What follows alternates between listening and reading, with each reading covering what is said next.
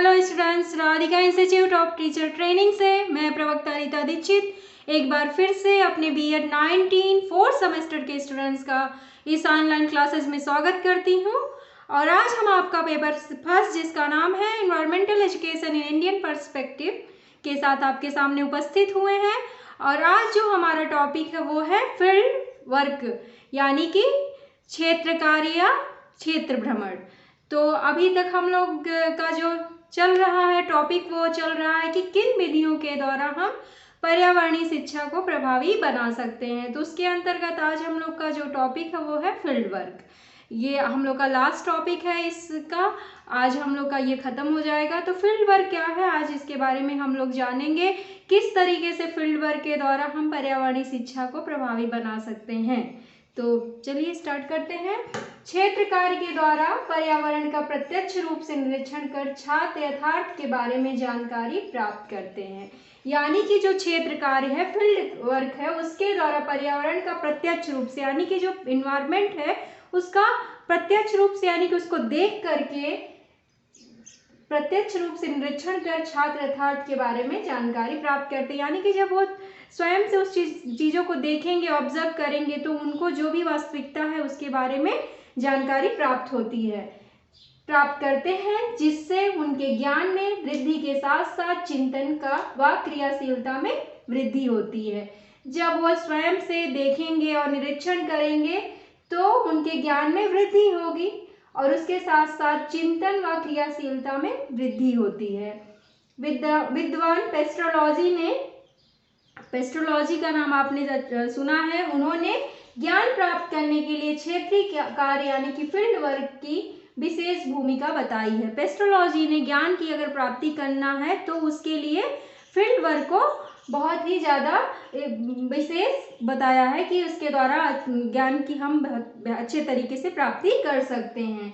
प्रकृतिवादी विद्वान रूसो भी यही मानते थे कि भ्रमण के द्वारा शिक्षा प्रदान करना सर्वोत्तम विधि है। रूसो भी यही मानते थे कि भ्रमण के द्वारा शिक्षा प्रदान करना सर्वोत्तम विधि है। कक्षा में बालकों को प्रकृति के विषय में जानकारी देने के बजाय प्रकृति निरीक्षण या क्षेत्र भ्रमण कहीं ज़्यादा उपयुक्त कार्य है। अगर कक्षा में जो भी हम छात्रों को ज्ञान प्रदान करते हैं, उससे ज़्यादा अगर हम उनको कार्य क्षेत्र में ले जाएं और वहाँ पे क्षेत्र में जाकर उनको ज्ञान देते हैं तो वो ज़्यादा बेहतर और उपयुक्त है। प्राकृतिक निरीक्षण जब वो करेंगे तो उनके लिए वो अच्छा ज़्यादा ज्ञान प्राप्त करने में ज़्यादा सहायक होगा। श्री रावत के शब्दों में क्या है फील्ड वर्क? पर्यावरण के ज्ञान के लिए छात्रों को वस्तुओं अथवा क्रियाओं का स्वयं निरीक्षण करने तथा उनको अपने स्वाभाविक रूप में देखने का अवसर मिलना चाहिए। इसके लिए क्षेत्र भ्रमण महत्वपूर्ण साधन है। श्री रावत कहते हैं कि पर्यावरण के ज्ञान के लिए छात्रों को वस्तुओं अथवा क्रियाओं का स्वयं निरीक्षण करने, यानी कि जो भी चीज़ें हैं, वस्तुएं हैं या जो भी क्रियाएं हो रही हैं, उनका वो स्वयं निरीक्षण करने तथा उनको अपने स्वाभाविक रूप में देखने, वो जैसी हैं उसी रूप में उनको देखने का अवसर मिलना चाहिए। इसके लिए क्षेत्र भ्रमण महत्वपूर्ण साधन है, क्योंकि जब वो क्षेत्र भ्रमण पे जाएंगे तभी वास्तविकता से उनको वास्तविकता का ज्ञान प्राप्त होगा। क्योंकि जो हम क्लास में चीज़ों को देखते हैं वो वास्तविक नहीं होती। हम वहाँ तो किताब के बुक के माध्यम से, कुछ स्लाइड्स के माध्यम से, कुछ वीडियो के माध्यम से चीज़ों को देखते हैं, पर वास्तविक जब हम उसका निरीक्षण करते हैं तब हम उसकी वास्तविकता से ज़्यादा बेहतर तरीके से प्रभावित होते हैं, समझ पाते हैं। वास्तव में क्षेत्र भ्रमण के द्वारा बालक संसार के वास्तविक रूप को समझ पाते हैं और इस क्रम में जो ज्ञान प्राप्त होते हैं वह अस्थायी होते हैं। यानी कि वास्तव में क्षेत्र भ्रमण के द्वारा बालक संसार के वास्तविक रूप को समझ पाते हैं। जब हम किसी भी शैक्षिक भ्रमण पे जाते हैं तो हम वहाँ पे जो भी चीज़ें देखते हैं, वास्तविक चीज़ों को देखते हैं और उसके द्वारा जो ज्ञान की प्राप्ति होती है छात्रों को, वो अस्थायी होती है। तो ये क्षेत्र भ्रमण के बारे में था।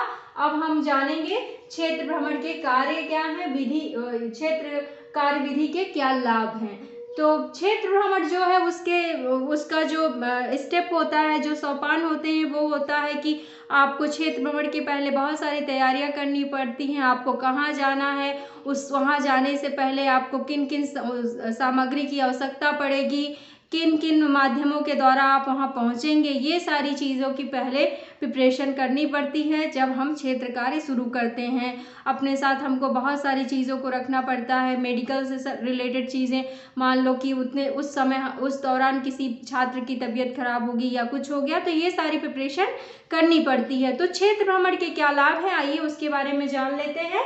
पहला है, यह पर्यावरण के प्रति रुचि उत्पन्न करने में सहायक होता है। ये जो क्षेत्र भ्रमण है वो पर्यावरण के प्रति रुचि उत्पन्न करने में सहायक होता है, क्योंकि जब छात्र स्वयं से चीज़ों को देखते हैं, पर्यावरण के करीब जाते हैं, तो उसके लिए उनके अंदर रुचि उत्पन्न होती है। और जो सेकंड पॉइंट है वो है, इसके माध्यम से पर्यावरण शिक्षा को सरल, सहज एवं रुचिपूर्ण बनाया जा सकता है। अगर क्षेत्र भ्रमण के द्वारा पर्यावरण शिक्षा को सरल, सहज और रुचिपूर्ण बनाया जा सकता है। और थर्ड पॉइंट जो है, विद्यार्थियों में अवलोकन शक्ति का विकास होता है, क्योंकि स्वयं से वो देखेंगे तो उनके अंदर अवलोकन शक्ति का विकास होगा। और फोर्थ पॉइंट जो है, छात्रों में काल्पनिक व वास्तविक पदार्थों में अंतर करने की शक्ति का विकास होता है।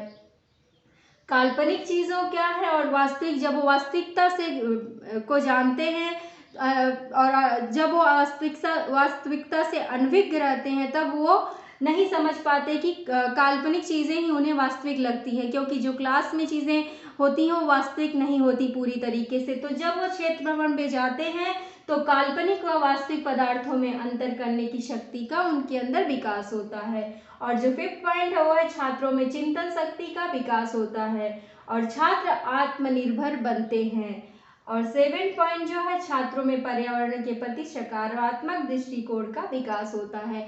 सबसे मोस्ट इम्पॉर्टेंट पॉइंट जो है कि जब पर्यावरण की शिक्षा प्राप्त करते समय छात्र भ्रमण जो है, क्षेत्र भ्रमण विधि है, जब उसका पालन किया जाता है विद्यालयों में, कॉलेजों में, तो छात्रों में पर्यावरण के प्रति सकारात्मक दृष्टिकोण का विकास होता है। जब वो स्वयं से चीज़ों को देखते हैं, जो समस्याएं हैं उनको देखते हैं, तो उसके प्रति उनके अंदर जो प्राकृतिक सौंदर्य है उसके प्रति उनको लगाव आता है। फिर उनके अंदर आता है कि हमें अपने इस प्रकृति को बचाना चाहिए, जो भी चीज़ें हम समस्याएं उत्पन्न कर रहे हैं प्रकृति के पर्यावरण को दूषित करने में, उसे रोकना चाहिए। तो ये कि सकारात्मक दृष्टिकोण का विकास होता है छात्रों में। तो ये लाभ थे क्षेत्र कार्य विधि के या क्षेत्र भ्रमण विधि के। अब कुछ हानियां हैं या जो दोष हैं, जो लिमिटेशंस हैं, उसके बारे में हम जान लेते हैं। तो पहला पॉइंट जो है वो है, धन व समय अधिक लगता है, क्योंकि हम किसी क्षेत्र में जाते हैं, भ्रमण करते हैं, तो वहाँ जाने के लिए पहले हम लोगों को उस हिसाब से बजट बनाना पड़ता है। उसके लिए जिस माध्यम से जाएंगे उसके लिए हमारे पास पैसे होने चाहिए। तो ये सारी चीज़ों के लिए धन लगता है और अधिक समय लगता है, क्योंकि एक लंबा वो होता है, प्रोसेस होता है। आप जहाँ जाते हैं वो दूरी है, तो समय तो लगेगा ही। तो ये है, धन व समय अधिक लगता है। और सेकंड पॉइंट जो है वो, दुर्घटना की संभावना रहती है, क्योंकि हम जा रहे हैं, कहीं दूर जा रहे हैं, तो ये संभावना बनी रहती है। और जो शिक्षक की भूमिका होती है वो बहुत महत्वपूर्ण हो जाती है, क्योंकि वो इतने छात्रों को लेके जाते हैं तो उनकी जिम्मेदारियां बढ़ जाती हैं। और जो तीसरा पॉइंट है वो है, गरीब विद्यार्थी इसका उपयोग नहीं कर पाते हैं, क्योंकि जो आर्थिक दृष्टि से कमज़ोर छात्र हैं, वो अगर पैसे उनके पास उतने नहीं रहते हैं तो वो उसमें पार्टिसिपेट नहीं कर पाते हैं, तो उनके लिए थोड़ी प्रॉब्लम आती है। और फोर्थ पॉइंट जो है, छात्र इसे मनोरंजन अधिक समझते हैं, क्योंकि कहीं क्षेत्र भ्रमण के लिए जाते हैं तो हम वहाँ पे शैक्षिक कार्य के लिए जाते हैं, हम ज्ञान प्राप्ति के लिए जाते हैं, लेकिन छात्र जो होते हैं वो उसे मनोरंजन समझ लेते हैं, वो ज़्यादा वहाँ पे मनोरंजन के बारे में ही सोचते हैं। तो ये हो गया फोर्थ पॉइंट हमारा। और जो फिफ्थ पॉइंट है वो, कक्षा शिक्षण में बाधा आती है, तैयारी पहले से करनी पड़ती है। चूँकि तैयारी पहले से करनी पड़ती है तो कक्षा शिक्षण में बाधा आती है। जब हमारा डिसाइड होता है कि हमें कहाँ पे जाना है, तो क्लास में बहुत पहले से सारी तैयारियां होने लगती हैं, तो कक्षा शिक्षण में बाधा आता है। और जो हमारा सिक्स पॉइंट है वो है छोटी कक्षाओं के लिए अनुपयोगी है। ये जो विधि है क्षेत्र कार्य या क्षेत्र भ्रमण विधि है वो छोटी कक्षाओं के लिए अनुपयोगी है, क्योंकि छोटे बच्चों को इस तरह से हम ले जा करके नहीं उनको ज्ञान प्रदान कर सकते हैं, बहुत सारी समस्याएं उत्पन्न होती हैं, तो ये छोटी कक्षाओं के लिए अनुपयोगी है।